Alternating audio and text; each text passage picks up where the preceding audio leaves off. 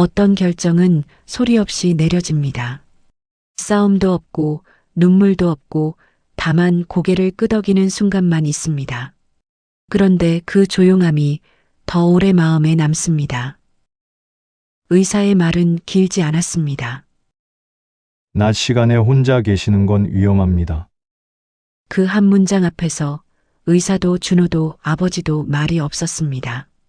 박성일 씨는 그의 76이었습니다. 경기도 외곽의 작은 아파트에서 혼자 살기 시작한 지 6년째였습니다. 아내가 먼저 세상을 떠난 뒤 자식들이 함께 살자고 했지만 그는 거절했습니다. 불편하게 신세 지는 것보다 익숙한 공간에서 혼자 사는 게 낫다고 생각했습니다. 그 판단은 한동안 옳았습니다. 아침이면 스스로 밥을 지었고 날씨 좋은 날에는 공원을 걸었습니다. 손에 익은 일들을 반복하면서 하루를 채웠고 저녁이면 텔레비전을 틀어놓고 잠들었습니다. 외로운 날도 있었지만 외로움보다 익숙함이 더 큰 하루하루였습니다. 그런데 올봄 두 번의 일이 있었습니다. 첫 번째는 욕실이었습니다. 샤워를 마치고 나오다가 발이 미끄러졌습니다. 넘어지지는 않았지만 벽을 잡는 그 찰나에 심장이 내려앉았습니다. 전화기가 거실에 있었습니다. 만약 그대로 쓰러졌다면 혼자 일어날 수 있었을지 알 수 없었습니다. 두 번째는 그로부터 한 달 뒤였습니다. 거실에서 소파에 앉았다가 일어서는 순간 무릎이 꺾였습니다. 카펫 위로 쓰러졌고 혼자 일어나는데 20분이 걸렸습니다. 아들에게 전화를 한 것은 20분이 지난 뒤였습니다. 그냥 발이 좀 걸렸어. 별거 아니야. 아들 박준호는 그 말을 믿지 않았습니다. 다음 날 아버지를 모시고 병원에 갔습니다. 진료실 안에서 의사가 말했습니다. 낮 시간에 혼자 계시는 건 위험합니다. 한 번 더 넘어지시면 더 크게 다칠 수 있어요. 그 말 앞에서 반박은 나오지 않았습니다. 집으로 돌아오는 차 안에서 준호는 조심스럽게 말했습니다. 아버지, 요양원 잠깐 계셔보는 건 어때요? 좋은데 알아볼게요. 잠시 침묵이 흘렀습니다. 창밖을 바라보던 아버지가 천천히 말했습니다. 그래, 나도 이제는 좀 힘들다. 그 말은 의외로 쉽게 나왔습니다. 설득을 준비하고 있었는데 설득할 대상이 없어졌습니다. 반론을 예상하고 있었는데 반론이 없었습니다. 아버지는 오래전부터 혼자서도 무너지지 않는 법을 연습해온 사람처럼 보였습니다. 그 연습이 오늘도 계속되고 있는 건지 아니면 정말로 괜찮은 건지 준호는 알 수 없었습니다. 아무도 울지 않았습니다. 그런데 그 울지 않음이 준호의 마음속에 오래 남았습니다. 아버지는 무슨 생각을 하고 있는지 준호는 끝내 묻지 못했습니다. 이틀 뒤 준호는 아버지 아파트에 갔습니다. 요양원은 이미 알아봐 두었고 입소 날짜도 잡혔습니다. 남은 건 아버지가 가져갈 것들을 추리는 일이었습니다. 아버지 방은 오래된 냄새가 났습니다. 쌓여있는 신문 묶음, 책장 한쪽을 차지한 낡은 라디오, 행거에 걸린 외투들, 손때 묻은 물건들이 자기 자리를 지키고 있었습니다. 아버지가 먼저 외투를 가리켰습니다. 그건 버려도 된다. 준호는 고개를 끄덕였습니다. 하지만 손에 들고 보니 버리지 못했습니다.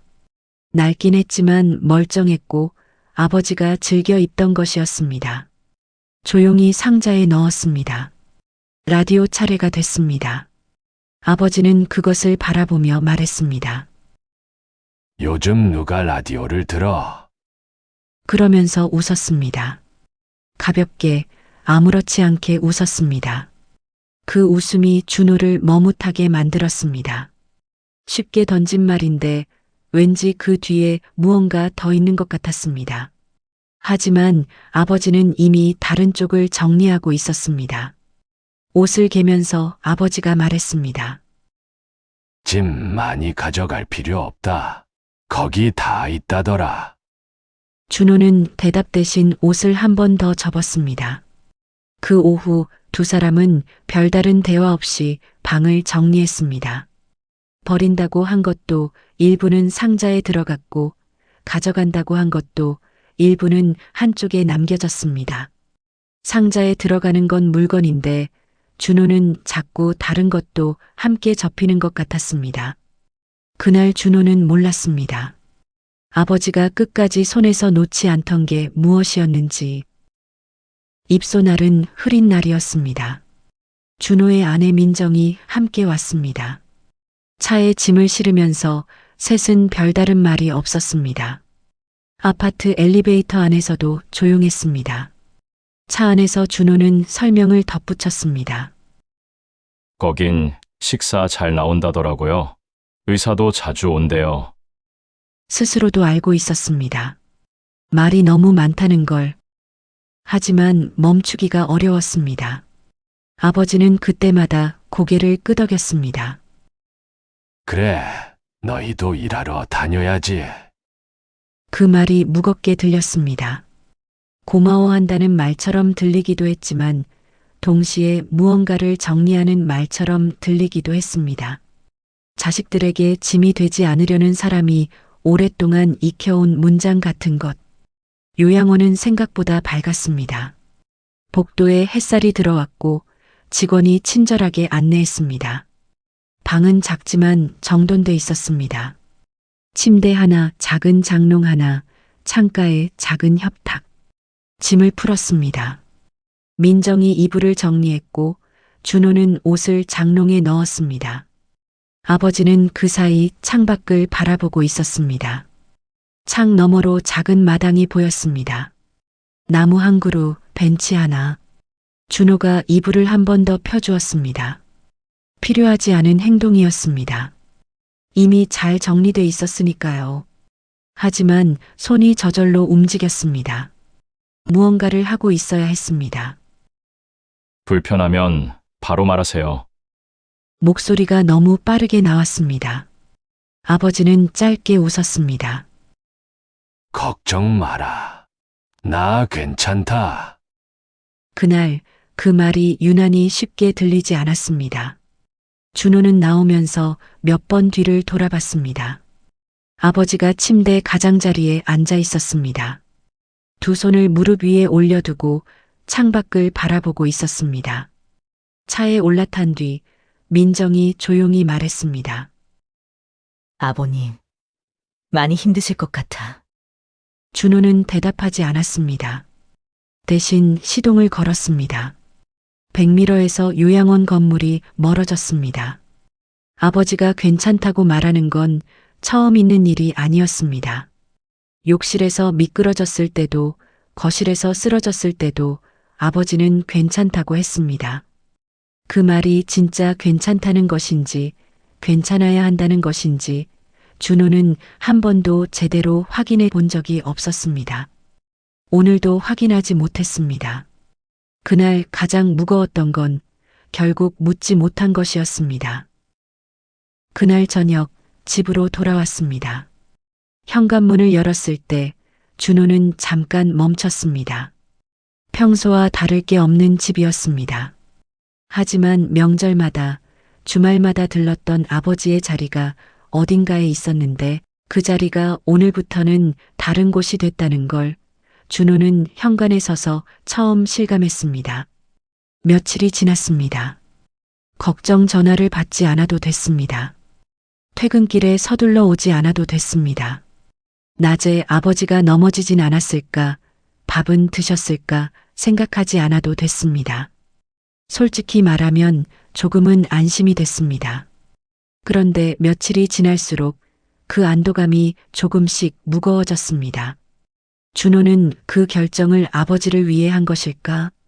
아니면 자신을 위해 한 것일까? 두 가지가 동시에 맞는 것이라면 그건 좋은 결정인 걸까? 그 질문들은 깔끔하게 정리되지 않았습니다. 준호의 딸 수아가 말했습니다. 할아버지 보러 가야 하지 않아요? 그래, 이번 주말에 가자. 대답은 곧바로 나왔습니다. 하지만 그 반사적인 말이 정말 마음에서 나온 건지 아니면 가야 한다는 의무에서 나온 건지 준호는 스스로도 잘 몰랐습니다. 그리고 그 주말 준호는 예상하지 못했던 것을 발견하게 됩니다. 일주일이 지나 요양원을 찾았습니다. 아버지는 생각보다 안정된 모습이었습니다. 수아를 보더니 반갑게 손을 내밀었습니다. 우리 수아가 왔네. 수아가 할아버지 손을 잡았습니다. 준호는 그 옆에 서서 방 안을 둘러봤습니다. 짐은 잘 정리돼 있었고 침대 이불도 반듯하게 펴져 있었습니다. 그때 준호의 눈이 한 곳에서 멈췄습니다. 침대 옆 협탁. 그 위에 라디오가 놓여 있었습니다. 낡은 라디오였습니다. 짐 정리를 할 때 아버지가 요즘 누가 라디오를 들어? 하고 말했던 바로 그 물건이었습니다. 당연히 버리거나 두고 오는 줄 알았습니다. 하지만 거기 있었습니다. 협탁 위에 조심스럽게 올려져 준호가 물었습니다. 그건 왜 가져오셨어요? 아버지는 대수롭지 않게 말했습니다. 잠이 안 오면 틀어놓으려고. 그 말은 짧고 단순했습니다. 준호는 고개를 끄덕였습니다. 자연스럽게 다음 대화로 넘어갔고 수아가 학교 이야기를 했고 아버지가 과자를 꺼내왔고 1시간쯤 앉아 있다가 자리에서 일어났습니다. 요양원을 나와 차에 탔습니다. 시동을 거는데 갑자기 그 라디오가 다시 떠올랐습니다. 잠이 안 오면 틀어놓으려고. 처음 들었을 때는 그냥 지나쳤는데 조금 지나자 갑자기 마음을 건드렸습니다. 아버지는 밤이 길어질수록 라디오를 켰습니다. 아무도 없는 방 안에 목소리 하나를 남겨두기 위해서 아내가 떠난 뒤부터 그래왔을 것이고 그 습관이 6년을 함께 버텼습니다. 그 라디오를 가져갔다는 건 새로운 곳에서도 그 밤이 계속된다는 것이었습니다. 자리가 바뀌었지만 밤을 보내는 방식은 달라지지 않았다는 것. 그렇다면 아버지의 괜찮다는 말은 진짜 괜찮다는 말이었을까요? 아니면 여전히 준호가 한 번도 제대로 들어본 적 없는 그 말의 진짜 뜻이 따로 있는 걸까요? 그 질문은 끝내 답을 얻지 못했습니다. 하지만 그 질문이 남아있다는 것 자체가 어쩌면 끝이 아니라는 의미일지도 모릅니다. 그날 밤 준호는 아버지 방 불을 끄지 않았습니다. 아파트 안 아버지가 쓰던 방. 짐은 대부분 옮겨갔지만 방은 그대로였습니다. 침대도 있었고 책상도 있었고 창가엔 아버지가 키우던 화분 하나가 남아 있었습니다. 전등 스위치에 손이 갔습니다. 하지만 끄지 않았습니다. 그냥 켜뒀습니다. 왜인지 설명하기 어려웠지만 끄고 싶지 않았습니다. 이후로도 준호는 요양원을 자주 찾았습니다. 어떤 날은 수아와 함께, 어떤 날은 혼자 갔습니다. 아버지는 갈 때마다 과자를 꺼내놓거나 커피를 타줬습니다. 한 번은 이렇게 말했습니다. 여기 밤이 생각보다 길더라. 그 말에 준호는 뭐라고 답할지 몰라 잠깐 멈췄습니다. 아버지는 바로 다른 이야기를 꺼냈고 그 순간은 그렇게 지나갔습니다. 자리는 옮겨졌습니다. 공간이 달라졌고 일상이 달라졌습니다. 하지만 협탁 위의 라디오는 달라지지 않았습니다. 밤이 오면 틀어놓는 그것, 낮은 목소리가 흘러나오는 그것, 아버지가 수십 년을 함께해온 그 소리. 자리는 바뀌었지만 살아온 방식은 함께 옮겨졌습니다. 그것이 준호에게는 오래 뒤에야 위안이 됐습니다. 완전한 단절은 아니었습니다. 그리고 그 사실이 처음엔 왜 그런지 몰랐지만 나중엔 가장 큰 위안이 됐습니다. 아무도 나쁜 사람이 아니었습니다. 아버지도 아들도 다들 각자의 방식으로 최선을 다했고 그래서 오히려 더 말하기 어려웠습니다. 살다 보면 옳은 선택인데도 마음이 복잡할 때가 있습니다. 잘한 것 같은데도 무언가를 잃은 것 같은 기분이 드는 순간이 있습니다. 그런 마음을 나쁜 마음이라고 하지 않아도 됩니다. 그냥 사람의 마음이 그런 것입니다. 오늘 이야기가 마음에 남으셨다면 조용히 좋아요 한번 눌러주세요. 구독해 두시면 다음 이야기도 함께 들으실 수 있습니다. 댓글로 느끼신 마음을 남겨주시면 읽겠습니다. 비슷한 시간을 지나고 계신 분들의 이야기도 기다리고 있습니다. 다음 이야기에서 뵙겠습니다.